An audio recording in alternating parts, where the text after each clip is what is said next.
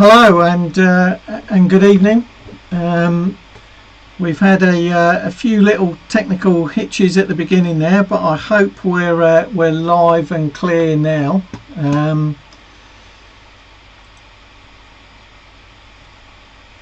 Still I can see that there are 80 people in the chat, so hopefully apologies for that slight delay at the beginning, down to our end, but thankfully we've got that sorted now, so we'll try and crack on and make up a little bit of time. I'm joined tonight by another good friend of ours, Craig Hawkins. Good evening, Craig. Good evening, how are you? I'm good, and yourself? Yes, I'm always well.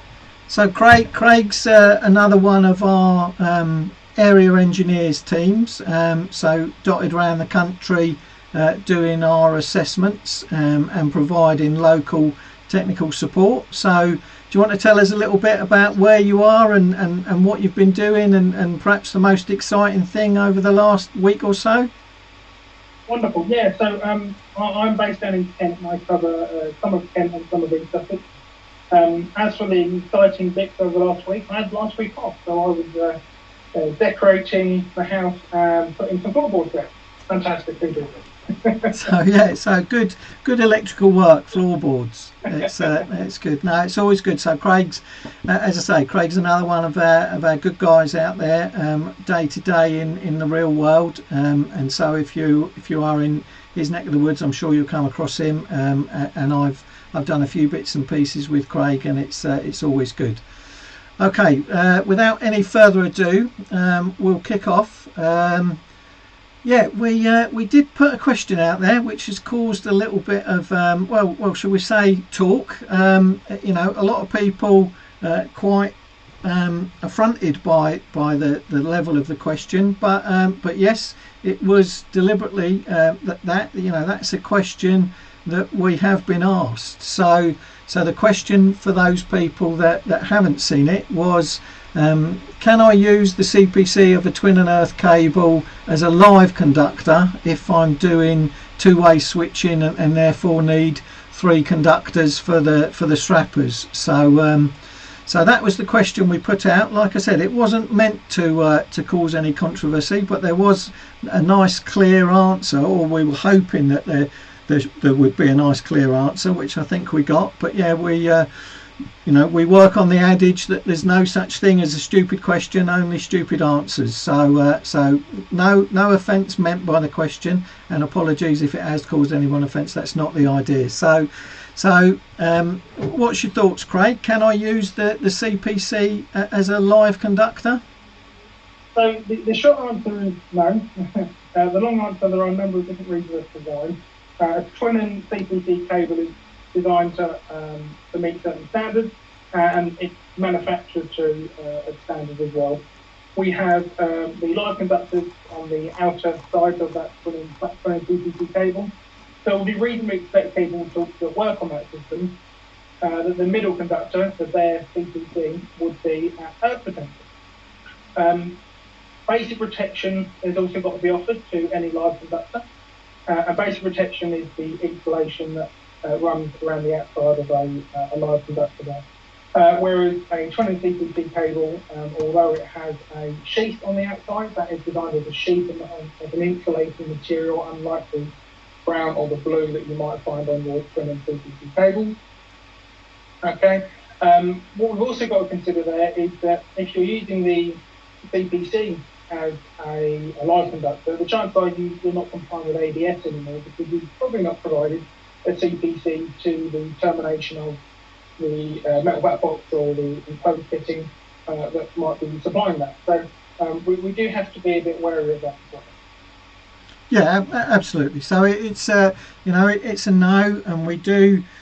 Some people wrongly go down the route of, well, yes, I know it's smaller in cross-sectional area, but if I can ensure that it's not going to be overloaded, it's nothing to do with current carrying capacity. It's to do with the fact that it's not an insulated conductor. It's not a conductor designed to be carrying current. and so it is a very flat no, under no circumstances, because as Craig says, it can lead to confusion, because we might open up the other end and reasonably expect that c.p.c. to be a earth potential, but also it's the fact that it's if you're using ADS, which is the most common protective measure, then you've taken that protective measure away by using that conductor. So just to bring people, we'll show you a few regs that are appropriate to that. So just very quickly, this was the question of the week: can I use the c.p.c. of a twin and earth cable as a live conductor when doing a two-way lighting circuit? Some of the regulations that we feel that you should be considering as to justify the reason for no would be around the areas of basic protection. So we're looking at section 416, and also the regulation about a c.p.c. being run and terminated at each point, and that cable won't have a c.p.c. So there's no way that we can use that cable if we're relying on ADS as our protective measure. So having said that, a follow-up then might be, so what if I come across this issue, if on an existing installation, perhaps doing a periodic inspection or electrical installation condition report, what if I came across that situation in terms of classification code for the issue? So what we've just got to look at there is we just talked about ADS no longer being implemented if we're using the c.p.c. as a live conductor. And when ADS is no longer there, we're looking at a C2 for that, because it is potentially dangerous. As we walk into that property, we might have light fittings, sockets, accessories that are enclosed and have barriers and enclosures.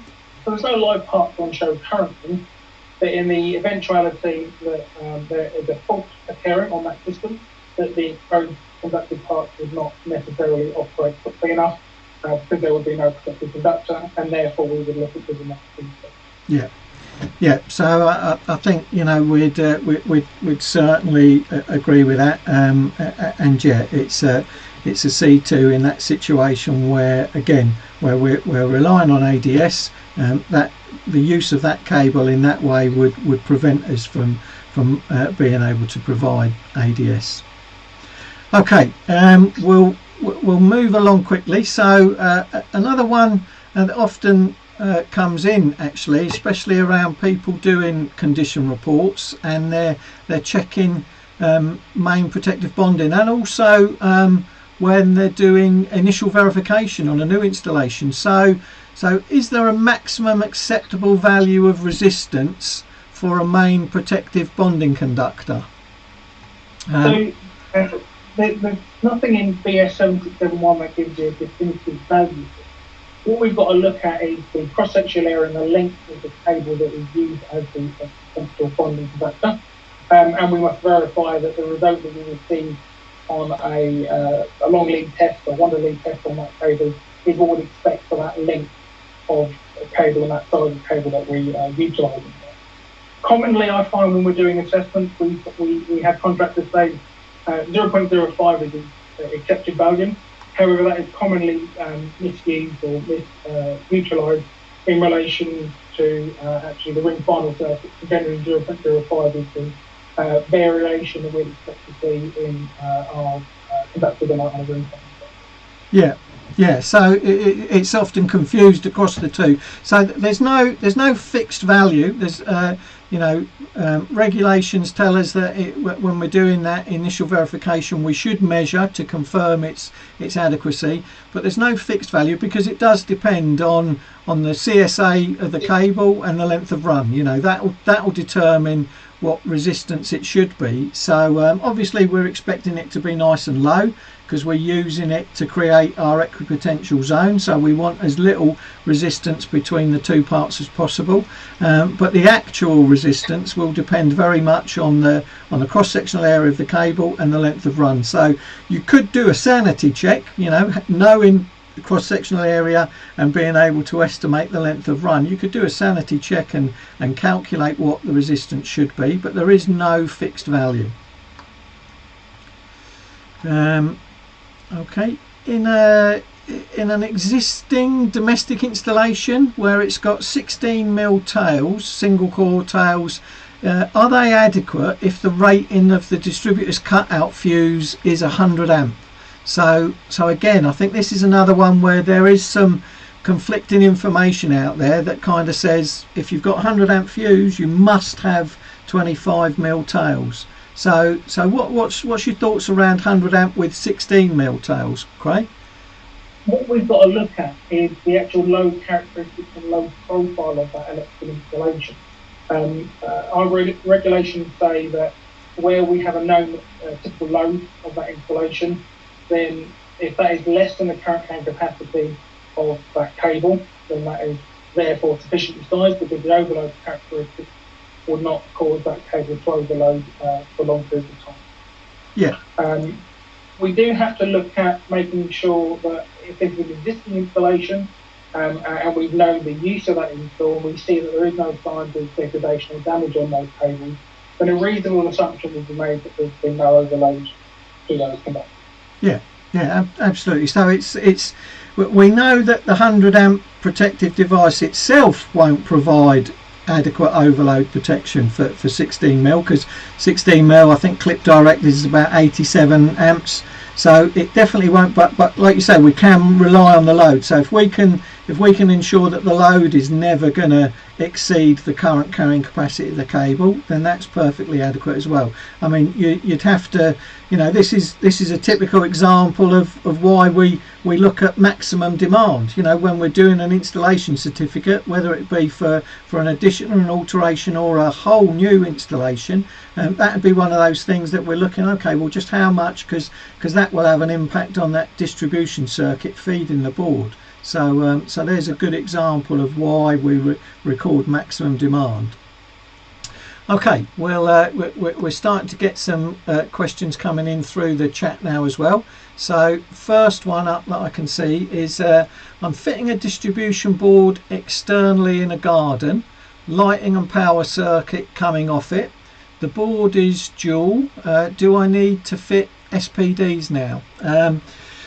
So if we not clear 100% whether it's domestic or whether it's not, but we'll sort of talk about two. So there's no fixed requirement for SPDs in domestic, but there's a consideration based on vulnerable equipment and the cost of that equipment and the installation therein. So if it was being used to supply some equipment which you felt was vulnerable to voltage disturbances, you could certainly consider it. It's one of those things that even when it's not a requirement, or it's not a concrete requirement like domestic, it's always worth a conversation with the customer about, look, here's an option, here's some enhanced protection. It's not a requirement, but do you want to consider it? I'm guessing, I might be completely wrong, but if it was just garden lights and perhaps some fixed equipment in the garden, we're perhaps not looking at something that's going to be very expensive or vulnerable to voltage disturbances, so therefore wouldn't be a requirement. Outside of domestic, you've got to be looking at, is it a tolerable risk? So if this was a commercial venture, perhaps, especially now with, you know, outdoor eating area, so the customer comes back and says, well, yeah, I have to have those lights because without them I can't run my commercial premises, then if he tells you that a voltage disturbance and a loss of supply is an intolerable interruption, then he's going to need it, because that's what the idents in the regs say. And of course, if we go down the route of if it was life-saving, so I don't know, a complete, you know, if we were doing outdoor operations, not that I think we are, but yeah, so So those are the things. So yeah, it does depend very much on the installation. It depends very much on what it's being used for. It depends very much on the equipment that we're trying to protect. But yeah, it's always a consideration, but not always a regulatory requirement. Anything you'd add to that, Craig? No, I think it's very. I say it's clear, but it's also not very clear in our regulations. It's a consideration that we must make when it comes to surge protection devices, especially in the domestic sector.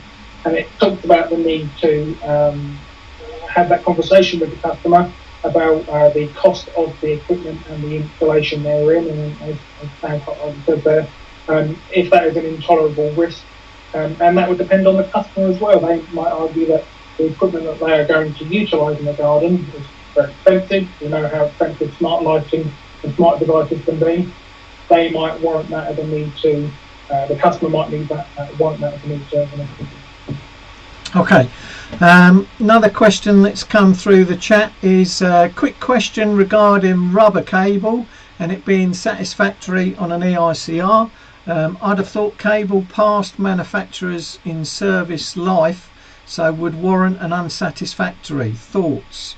Yeah, I think the age on its own it doesn't make something dangerous, because it you know, it does depend how harshly it's been used, how well it's been maintained. So I think you've really got to look at the electrical characteristics. So have I still got good insulation resistance? Have I still got good continuity? Then if so, and I've got no previous records, you know, then that becomes a little bit more difficult, because you can't see if it's deteriorating. I mean, the fact that it was rubber cable would give you an estimation of age, and that might help you factor in the date for the next inspection, because you want to see just how quickly or slowly it is degrading. But age on its own isn't a direct factor. But yeah, consideration, it's really down to the electrical characteristics. So in particular my insulation resistance, because the rubber doesn't hold up well, especially to temperature variance which get caused by the cable carrying current in the first place, and starts to perish over time. So but yeah, just the fact that it's rubber doesn't mean that it has to be replaced. It's very much down to the electrical characteristics. Okay, let's have a look. There's a comment about, while it isn't dangerous to have 16mm tails run 100 amp fuse, if the load is minimal, one cannot assume that load won't change once the spark is left. Yeah, absolutely true. So it's a conversation again to have with the person that you're doing the report, to explain, and it's one of those situations where you could always recommend some additional protection that will cater for that fact then. But yeah, good point. But again, that's another part of the conversation. So talking to the person, is this a typical load? Are you likely to add anything? Oh, I'm going to have an extension. Oh, I'm going to have a vehicle charging point. Okay, right, now we need to reconsider, and hopefully whoever was the competent person involved in those additions and alterations would have the same conversation as well. Let's see what else we've got in here. If I wire up a UPS off an isolator, does it need a full cert or a minor works certificate? Yeah, good question. I would suggest that it's not a circuit. It would be a modification to that distribution circuit. So I would suggest minor works would be acceptable for that. Any thoughts on that, Craig? I would agree, actually. I think anything that has an isolator that is then passed the responsibility on to someone else. Example might be a factory where a contractor might be responsible for installing the isostructure air conditioning unit or a piece of equipment, and that another engineer or electrician may be wanting to install another piece of equipment onto that. Then if that is forming part of the fixed wiring, then that would need minor works as an additional alteration to the circuit. Yeah, I'd see it as an alteration. Yeah, and like you say, it's an additional item of equipment, but definitely an alteration to the circuit. That's brought in another question. Is a minor work certificate required for swapping accessories on a like-for-like basis, as in a socket outlet or an out switch straight swap? So again, very common question. What's your thoughts on that one, Craig? So my thoughts on that would be, an accessory change is not a minor work. It's not an addition and it's not an alteration. If you're altering maybe some switching arrangements to do with lighting, then that may warrant a need for minor work if you're altering the switching arrangement possibly. But if it's a like-for-like one, my opinion would be that it is an accessory change. It would be good practice to maybe take some test results for your own sanity to make sure that the electrical installation that you're making those accessory changes to is actually electrically safe before you're doing that system, especially if you're replacing maybe a Class 2 system with a Class 1. Yeah, I think that's spot on, in that although we don't see it as an addition or an alteration, in general you want to document what you've done, what you've changed. You want to do any relevant safety checks, so perhaps ensure that there's a c.p.c. at that point. And you might want to comment on something else you see in the installation while you're doing that work. Now, all those three things could be documented on an invoice, on letterheaded paper, on a job sheet, but quite easily they could also be documented on a minor work. So you know, it's a good option, not a requirement, because it's not seen as an addition or an alteration. It's often referred to as a maintenance task, you know, a like-for-like replacement. But yeah, although it's strictly not required, because it doesn't come under 7671, it's not required to use a minor works, but you could. But we would definitely recommend documenting what you've done and the results of any relevant safety checks. We've got one here that I'll mention. I'm new to the NIC. I got my enrolment number just this morning. During my assessment, the assessor mentioned AFDDs being made compulsory in the next amendment to 7671. Is this really going to be the case? Will it apply to domestic, commercial, industrial? Nobody's sure.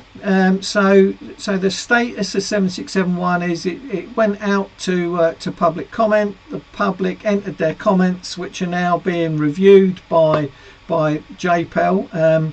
The suggestion was that it was not going to be they're not going to be regulated across the board. It was for certain circuits in certain high risk or higher risk installations. So nobody's sure is the honest answer.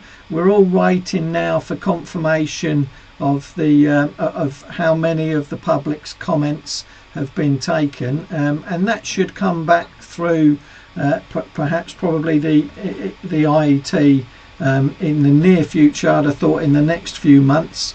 But yeah, that was the status at the end of the document for public comment, that it wasn't mandated across all installations, all circuits. It was a particular range of circuits for a particular range of installation. So the second part of your question, where it says will it apply in domestic, commercial, industrial, in some instances.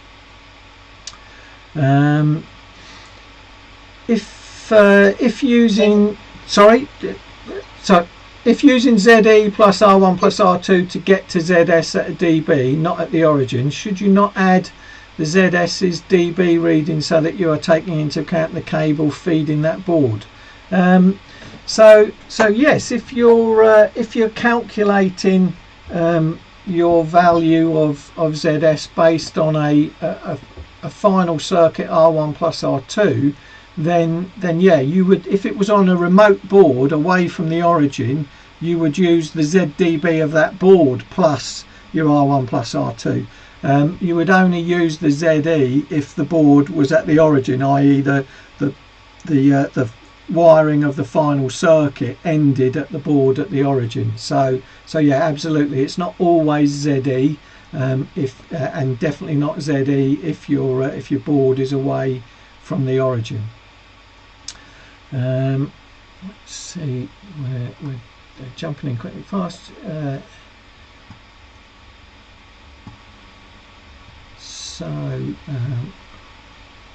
FTDs, watch this space. If I run a new oven feed and a new kitchen circuit for sockets, they are both to add an existing fuse board. It is enough to just do a minor work certificate or need to do full testing. So if the first part says if I run oven feed, yeah, 2 new circuits. So that's what I'm saying. It definitely says new kitchen circuit for sockets. Then new circuits would require an installation certificate, can't be covered with a minor works. Now full testing, you wouldn't need to full test all of the existing final circuits that aren't affected. You'd need to test all of the existing circuits that you have altered, so for example the distribution circuit to that board. But you wouldn't need to test the other final circuits that are in the same board, for example. So yeah, definitely an installation certificate if it's a new circuit, but that doesn't mean you have to test the entire installation.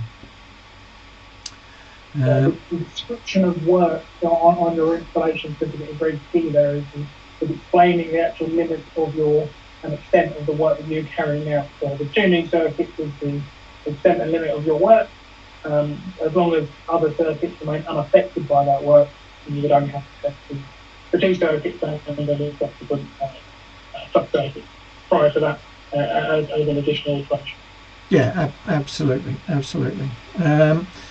Question: do I need to earth bond the gas and water supplies when the services are non-metallic? Well, if the incoming services are non-conductive, then there's no requirement to bond, even if those non-conductive services then change to copper within the installation, providing the copper doesn't re-emerge, re-enter the ground and could therefore come into contact with true earth again.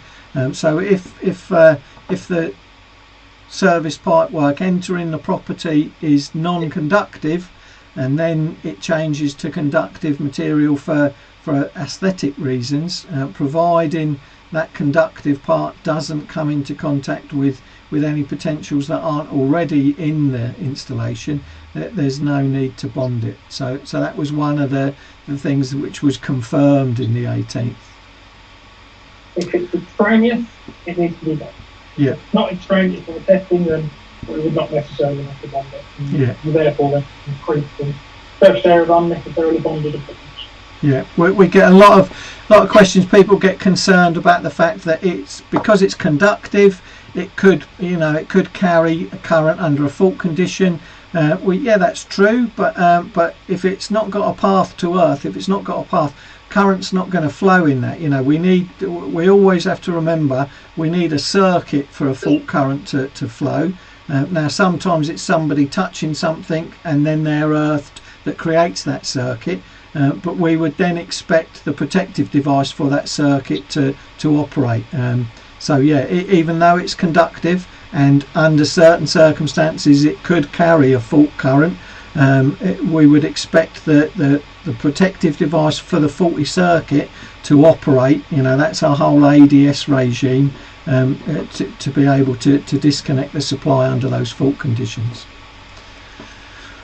Okay, we'll take another couple because we did start a little bit late, so let's have a look. I think a lot of people answering or helping out each other people.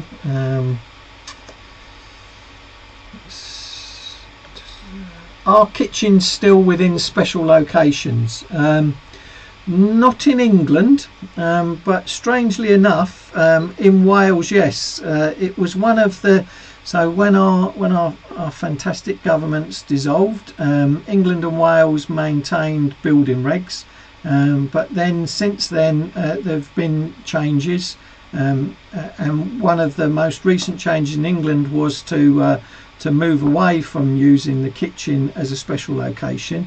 So therefore minor works in the kitchen no longer need to be notifiable. New circuits still do. However, it's worth knowing that in Wales their government decided to keep the version of building regs which specified that working kitchens and also gardens are still counted as special locations. So yeah, just bear in mind Part P in Wales is slightly different in terms of what it covers and what it doesn't to Part P in England.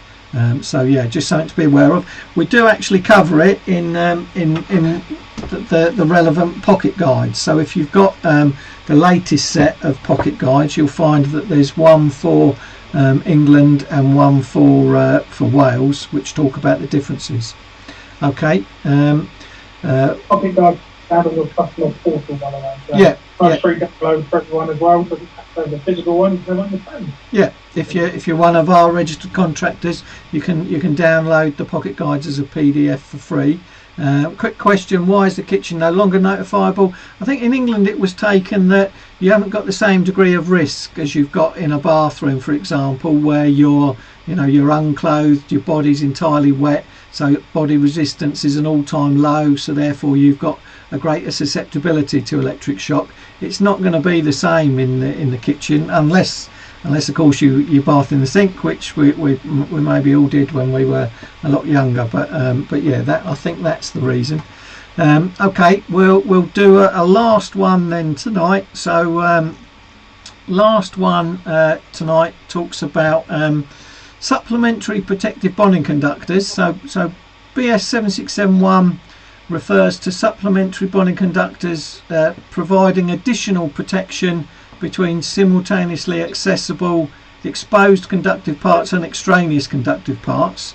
But the question was, what's the dimensional limits of simultaneously accessible? So if we look in definitions in Part 2, there's a definition of simultaneously accessible, but it's worded. There's no dimension quoted. And in the regulation itself, which talks about supplementary bonding, 415.2.1, again, it doesn't specify a distance. But we do have another reg which talks about placing out of reach, 417, and that does give us a dimension, doesn't it, Craig? Yes, it's 2.5 metres, which is quite a distance to reach between. It does allow for people of a longer wingspan, as you will, to not be able to touch simultaneously exposed or sensitive. Yeah, so you're basically thinking completely outstretched, arm to arm. So yeah, 2.5 metres. It's still quite a hell of a distance. So yeah, anything inside that would those two parts would be seen as simultaneously accessible, and there's a requirement to ensure that there's no potential difference between them. So that's where our bonding conductor requirements come. So that's the dimension that we use as guidance. Anything less than 2.5 metres apart should be considered as simultaneously accessible. Okay, well, thank you very much for your time. Apologies again for the slight delay. We had a bit of an issue with a password update for the streaming software, but we got there in the end. Thank you very much to Jordan for his help in the background with that. Much appreciated, because I was starting to panic, I'll be honest. Thanks very much again for all of your questions. So it's always appreciated, and great chat again. I can see you're in there helping each other out. There's even links being put into the documents, which is really good. Apologies if we didn't get round to your question this week, but we will save it and try and come back to you at another time. So from me, thanks very much. Yeah, thanks everyone.